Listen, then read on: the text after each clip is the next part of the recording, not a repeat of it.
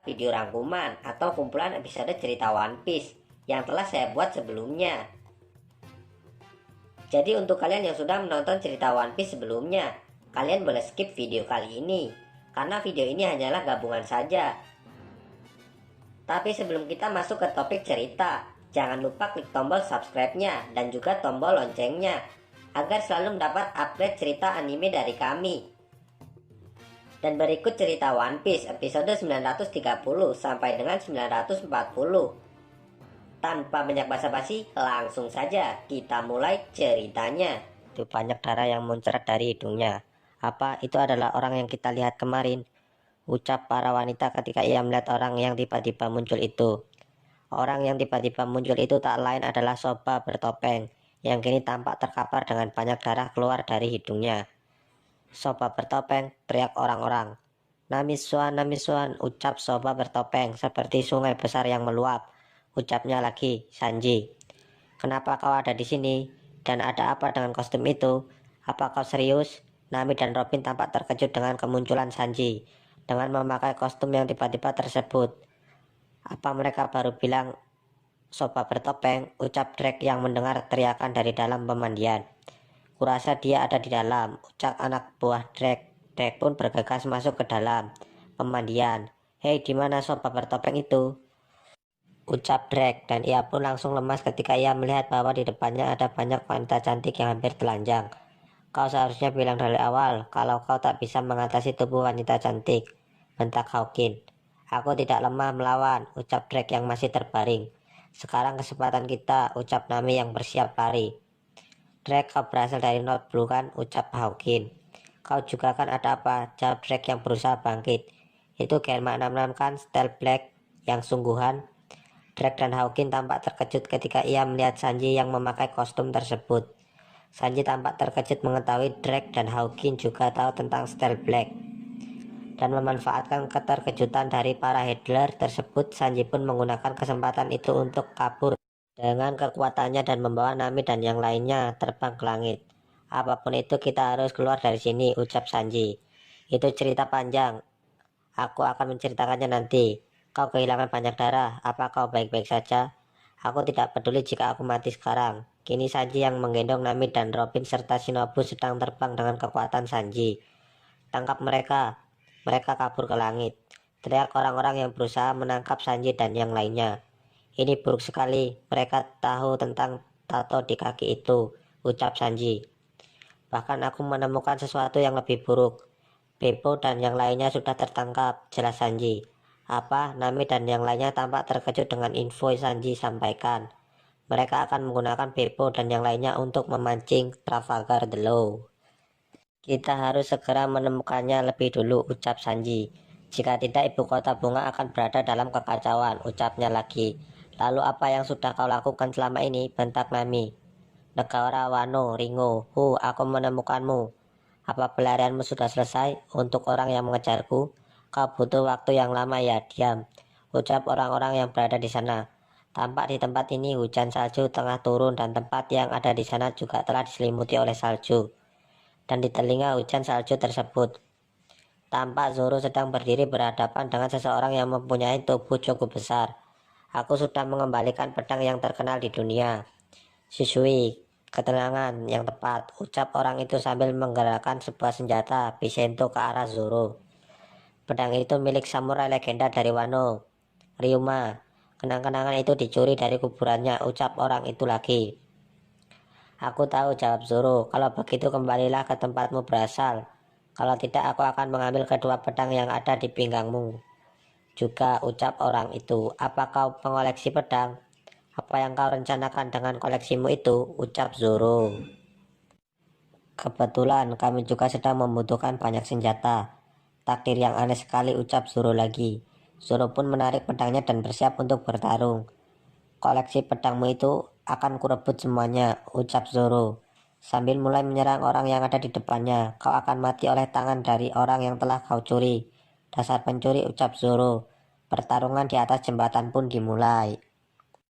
Geri Wano dalam perjalanan dari Kuri menuju Udon. Perjalanan panjang demi makanan dilakukan oleh Chopper, Big Mom, dan yang lainnya. Mama, ha, kau juga mempunyai Shiroko juga ya, Tama kecil, ucap Big Mom. Ya, soalnya zat Tama membayangkan kacang merah yang manis meleleh di mulutku saja, ucap Tama sambil membayangkan Shiroko. Aku tahu tekstur lembut mochinya mengingatkanku pada mata katak, ucap Big Mom. Itu menakutkan, Olin, ucap Tama. Sementara itu Momo tampak masih semangat berlatih pedangnya. Ya, benarkah ya, aku sangat lapar. Aku sudah tak sabar untuk makan Oshiroko lagi, ucap Big Mom. Dia sangat terobsesi dengan Oshiroko ya, pikir Kiku. Sementara Chopper hanya terdiam memikirkan apa yang terjadi andai ingatan Big Mom kembali pulih. Kalau sampai ingatannya pulih dan dia tahu kalau nggak ada Oshiroko, nyawa Luffy bisa terancam. Pikir Chopper yang ketakutan. Udon, penjara tambang. Laki-laki dikalahkan. Mereka juga dikalahkan, teriak para penjaga. Tampak di dekat Luffy beberapa penjaga yang mencoba melawan Luffy tampak sudah terkapar tak berdaya. Masih belum. Rayleigh bisa membelokkan serangan gajah tanpa menyentuhnya, ucap Luffy. Serangannya jauh lebih ringan, ucapnya lagi sambil mengingat apa yang Rayleigh katakan. Sama seperti menggunakan pelindung tank tak terlihat, ucap Rayleigh waktu itu. Rayleigh, tapi jerami siapa kau sebenarnya, ucap kakek Hio ketika mendengar Luffy menyebut nama Rayleigh. Haki yang dia tunjukkan di awal latihanku adalah haki tingkat tinggi. Kalau saja aku bisa menggunakannya, ucap Luffy. Kau kuat tapi jerami. Kalau saja kau membiarkan aku yang menanganinya, eksekusi ini pasti sudah berakhir, ucap Queen. Apa asiknya kalau begitu, ucap Queen tampak begitu santai sambil makan. Durasi pertarungan dan jumlah petarung, bukankah itu yang membuat pertarungan ini menjadi mengasihkan? Jelas Queen. Bawakan satu mangkok lagi, teriak Queen. Baik tuan, berapa banyak Oshiroko yang dia makan, ucap para penjaga. Dasar bodoh, Oshiroko itu sama pentingnya dengan udara yang aku hirup, ucap Queen.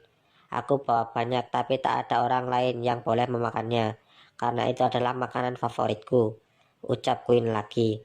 Selanjutnya teriak Luffy yang tampak masih semangat untuk bertarung. Negeri Wano, jembatan Ringo, oh iya Ki. Pertarungan Zoro tampak masih berlangsung. Jangan bohong padaku, teriak orang yang sedang bertarung dengan Zoro. Berani-beraninya kau bilang bertemu dengan Ryuma, ucapnya lagi. Orang yang sedang bertarung dengan Zoro adalah seorang biksu kesatria sekaligus sang pencuri bernama Kyokimaru. Ya, jiwanya seorang ditanam di tubuhnya, tapi ucap Zoro mencoba menjelaskan tentang pertemuannya dengan Ryuma. Kebohongan yang menyedihkan, samurai yang bernama Ryuma sudah meninggal berabad-abad yang lalu, teriak Kyokimaru yang tak percaya dengan apa yang Zoro katakan. Legenda mengatakan bahwa ia dapat menebas siapapun dengan sekejap. Dia adalah pendekar pedang tak terkalahkan, jelas Kyokimaru. Orang sepertimu takkan pernah tahu betapa berharganya pedang, Susui, ucap Kyokimaru lagi sambil menyerang Zoro dengan senjatanya. Dan tentu saja Zoro bisa dengan mudah menghindari serangan tersebut. Dahulu kala saat negeri Wano masih dikenal dengan julukan negeri emas, ucap Kyokimaru yang masih terus menyerang Zoro. Emas, Zoro tampak terkejut mendengar apa yang Kyokimaru katakan. Kyokimaru masih terus mencoba menyerang Zoro sambil menceritakan tentang negeri Wano. Ada banyak sekali bajak laut dan bangsawan yang ingin mengambil dan menguasai tempat ini. Begitu banyak musuh dari luar yang berdatangan. Tapi Ryuma adalah orang yang menunjukkan kepada dunia betapa hebatnya samurai negeri Wano, jelas Kyokimaru. Cerita tentang dia yang menebas naga yang muncul dari langit adalah salah satu cerita legenda tentang betapa hebatnya Ryuma. Setelah kematiannya dia diberikan gelar Dewa Pedang. Dan dia dimakamkan bersama pedang yang terkenal di dunia, Susui. Keduanya merupakan harta karun negeri Wano, jelas Kyokimaru lagi. Begitu ya, jadi dia sehebat itu, ucap Zoro. Tapi itu tidak ada hubungannya denganku. Aku akan mengambil Susui lagi darimu. Aku benci kalau pedangku tak lengkap, ucap Zoro. Sepertinya aku terlalu tinggi menilaimu. Susui berubah menjadi pedang hitam setelah digunakan begitu lama untuk bertarung oleh Ryuma. Bocah ingusan sepertimu tidak pantas memilikinya hanya karena kau menginginkannya, jelas Kyokimaru. Berubah, Zoro tampak terkejut dengan penjelasan dari Kyokimaru barusan. Aku selalu penasaran soal itu karena dia mengatakan soal itu lalu, pikir Zoro. Soal pedang hitam yang kau bicarakan itu apakah? Namun sebelum Zoro menyelesaikan pertanyaannya, Tiba-tiba saja terdengar suara jeritan dari seseorang. "Orang, tolong selamatkan kami!" Zoro tampak terkejut dengan jeritan tersebut, hingga membuatnya lengah. "Kau lengah!" teriak Hyukimari sambil menyerang Zoro. Tapi untung Zoro masih sigap dan berhasil menangkis serangan tersebut. "Brengsek, jangan menyerang saat perhatianku teralihkan," bentak Zoro. Menemukan celah adalah hal yang penting untuk memenangkan sebuah pertarungan. Itulah kenapa aku selalu menunggu kesempatan itu, jelas Gyokimaro. "Seseorang, tolong kami, nyawa kami sedang dalam bahaya," teriak seorang wanita yang tak cukup jauh dari jembatan tempat Zoro bertarung sekarang. "Wanita dan anak kecil," ucap Zoro. "Ha, mereka samurai. Hei, tolong kami," teriak seorang anak kecil yang tak lain adalah Otoko. Dengan wajah ceria dan sambil tertawa dia pun berteriak minta tolong. "Aku mohon padamu, pendekar pedang pemberani," teriak seseorang wanita yang sedang menggendong Toko. "Hei, kau ini serius atau bercanda?" bentak Zoro karena melihat ekspresi Toko yang meski minta tolong tapi tetap dengan wajah yang tertawa. Namun ketika Zoro melihat bahwa tangan dari wanita itu terluka, Zoro tampaknya tahu bahwa mereka tak sedang bercanda. "Darah, mereka mungkin tak sedang bercanda," ucap Zoro, dan benar saja. Dari belakang wanita tersebut tampak seseorang tengah melompat dan bersiap menyerangnya. Namun Zoro dengan sigap dan menangkis serangan tersebut. "Tunggu dulu," ucap Zoro. Si penyerang tampak terkejut karena ada seseorang yang menahan serangannya barusan. Saat Zoro sedang berusaha menahan serangan tersebut, hal itu merupakan kesempatan bagus buat Gyokimaro untuk menyerang Zoro. "Kau lengah lagi," teriak Gyokimaro sambil menyerang Zoro. Namun dengan gesit Zoro mampu menghindari serangan dari Gyokimaro. "Hei, apakah kau tidak bisa membaca suasana?" bentak Zoro. "Apakah kau sudah melupakan pertarungan kita?" ucap Gyokimaro. "Aku akan kembali dalam sekejap," teriak Zoro. "Laki-laki orang aneh," ucap Zoro ketika melihat orang yang berusaha menyerang Toko dan wanita tadi. "Hei, kau si kriminal Zorojuro itu kan? Kenapa kau menolong wanita itu?" ucap orang yang tersebut yang merupakan buronan dari ibu kota bunga. "Kamazou si pembantai, dan kau wanita. Kenapa kau berusaha menyelamatkan anak itu?" ucap Kamazou lagi. Tampak Kamazou adalah seorang pendekar pedang yang memakai 2 buah sabit. "Targetku adalah si badut yang kau gendong itu. Aku kemari hanya untuk anak itu," ucap Kamazou. "Badut ya?" ucap Toko. "Kau Kamazou si pembantai, kau terkenal di ibu kota karena membunuh orang tanpa pandang bulu. Tapi sebenarnya kau hanyalah pembunuh bayaran Orochi, kan? Tidak ada orang lain yang ingin membunuh Otoko," ucap si wanita yang sedang menggendong Toko tersebut. "Berani-beraninya kau berkata buruk tentang Shogun," ucap Kamazou. "Aku yang harusnya bertanya kau itu siapa?" Ha, ucapnya lagi. "Tolong selamatkan kami, Tuan Samurai," ucap si wanita kepada Zoro. "Aku akan membayarmu dengan apapun yang aku bisa," ucapnya lagi. "Ya, aku juga tak ingin melihat anak kecil dan wanita dibunuh di depanku," ucap Zoro. "Aku akan menolongmu jika kau mau memberiku sake dan makanan," ucap Zoro lagi. "Tentu saja," jawab si wanita. "Baiklah, kalau begitu kita sepakat," ucap Zoro. "Coba saja kalau kau bisa. Aku tidak peduli siapapun yang menghalangiku, karena aku diperintahkan untuk membunuh siapa saja yang menghalangiku," ucap Kamazou. "Membunuh bawahan orang itu pasti akan menimbulkan masalah nantinya," ucap Zoro. "Kau tak perlu khawatir karena kaulah yang akan mati," teriak Kamazou sambil menyerang Zoro. Namun Zoro mampu menangkis serangan tersebut. Zoro dan Kamazou pun mulai saling menyerang, namun tak ada satupun dari serangan mereka yang mengenai target. "Orang ini kuat," pikir Zoro. "Apa kau akan bertarung dengan serius?" ucap Kamazou. Zoro pun tersenyum dan melepaskan mantul yang dipakainya, dan saling jual beli serangan pun kembali berlanjut. Tampak Kamazou mampu mengimbangi Zoro. Sementara itu Gyokimaro hanya diam sambil memperhatikan pertarungan tersebut. Tampak ia juga sedang menunggu kesempatan untuk kembali menyerang Zoro di saat ada kesempatan. Judul: Kakek Hio Tahu Caranya. Setelah terpendam selama 20 tahun, akhirnya kenyataan itu pun terungkap. "Kau adiknya Momonosuke," teriak Zoro, yang tampak sangat terkejut dengan pengakuan dari Hiyori. "Ah, dugaanku benar," ucap Hiyori. "Aku senang telah memberanikan diri untuk mengatakannya. Ini seperti berjudi," ucapnya lagi. Setelah memastikan Zoro adalah rekan Hiyori, ia pun mencari tahu keadaan kakaknya. "Jadi kau tahu kakakku," ucap Hiyori. "Jadi dia masih hidup," ucap Hiyori tampak bersemangat. "Tenanglah," ucap Zoro. "Beri aku waktu untuk memahaminya," ucap Zoro. Sejak kemunculan seorang samurai kuat dari dunia luar, rumor mengenai kembalinya keluarga Kozuki telah beredar. ke seluruh negeri ini, ucap Hiyori, menjelaskan apa yang terjadi di Wano. Itu artinya kau pasti membantu kakakku. Tapi bisa jadi kau adalah musuh yang disuruh menangkap kakakku, ucap Hiyori yang mulai kebingungan dengan siapa Zoro yang sebenarnya. Aku ini sekutu, jelas Zoro. Oh syukurlah, Hiyori tampak lega. Kalau begitu mana Kinemon? Dan bagaimana dengan Kanjuro? Kalau Raizo dan Kikonojo? Ucap Hiyori. Apa semuanya sudah berkumpul? Ucap Hiyori yang tampak sangat penasaran dengan keberadaan Kinemon dan yang lainnya. Sekarang aku mengerti. Momo dikirim 20 tahun ke masa depan dan usianya tetap 8 tahun.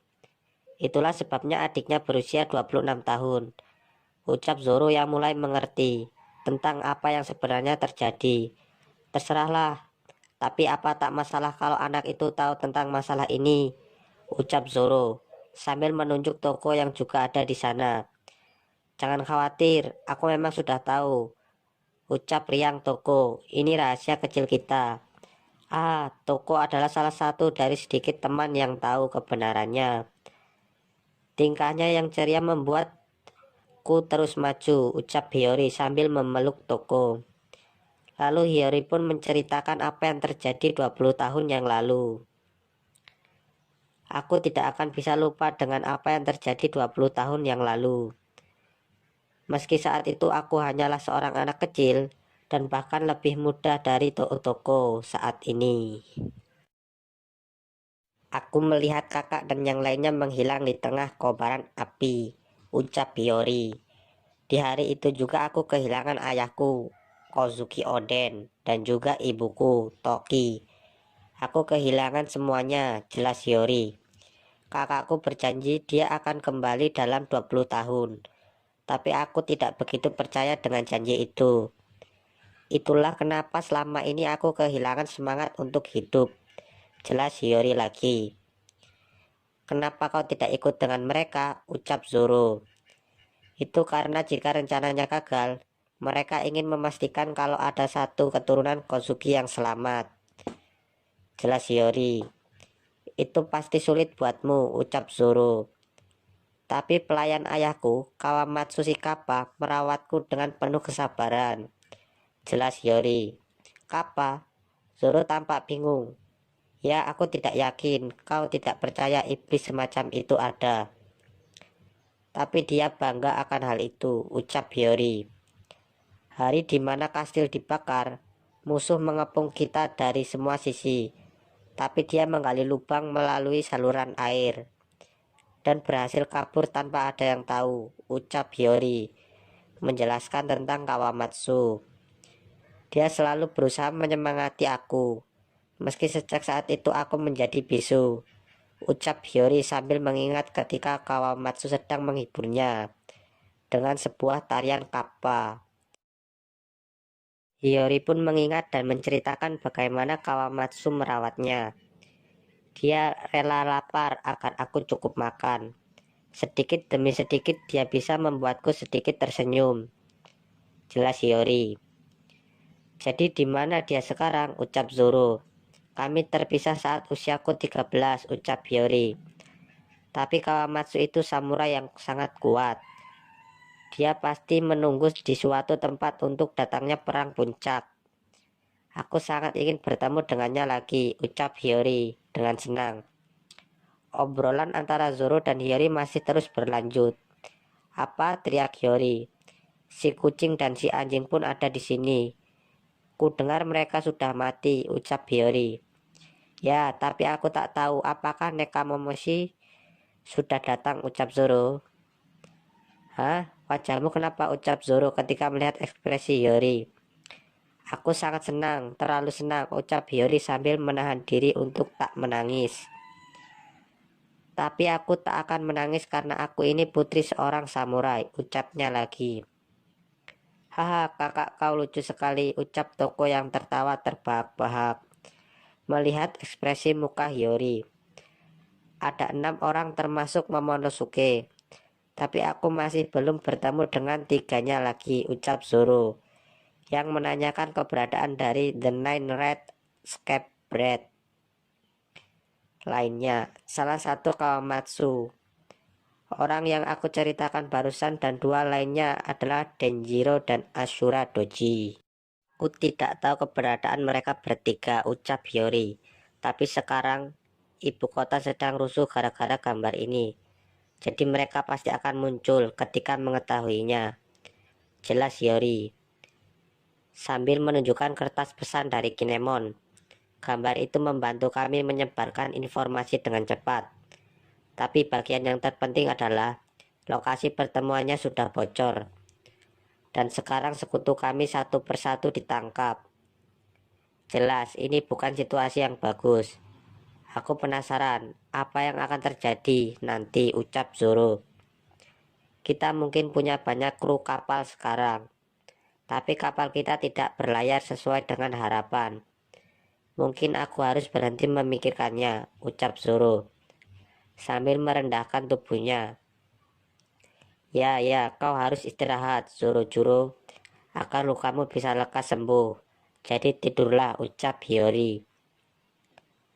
Aku senang sekali kakakku masih hidup, Otoko, ucap Hiyori.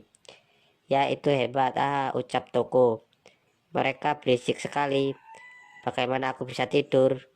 Zoro yang tampak agak kesal dengan apa yang dilakukan oleh Hiyori dan Toko. Tapi saat ini dia berusia 8 tahun. Benar-benar misterius. Semuanya akan terlihat sama seperti dulu, ucap Hiyori. Hiyori masih saja terus bicara, sementara Zoro dan bahkan Toko yang sedang diajak bicara malah tertidur dengan nyenyak. Aku penasaran apa yang akan terjadi ketika aku bertemu dengan mereka. Ya, mungkin aku harus menunggu sampai perang puncak tiba. Kalau tidak, itu cuma akan mengganggu rencana mereka. Bukan begitu, Otoko, ucap Hiyori. Dan ketika ia menoleh orang yang sedang ia ajak bicara, sudah terlelap dengan nyenyak. Ibu kota bunga, distrik Rasetsu. Masuklah pengkhianat, teriak penjaga sambil mendorong seseorang untuk masuk ke dalam penjara. Jadi kalian menikmati kehidupan kalian di ibu kota, sementara menunggu waktu untuk memberontak. Dasar tidak tahu diri, teriak si penjaga lagi. Terlihat di dalam penjara itu begitu banyak para pengkhianat yang merupakan sekutu dari Kinemon telah ditangkap. Sayang sekali, rencana kalian telah terbongkar. Kalian telah gagal, ucap Fukurokuju sambil menunjukkan pesan simbol dari Kinemon. Tunggu sebentar, Tuan Fukurokuju. Mana buktinya jika simbol itu tanda dari pemberontak? Itu hanya simbol lama yang pernah populer, teriak para tahanan. Aku tidak tahu apa-apa soal pemberontakan, teriaknya lagi.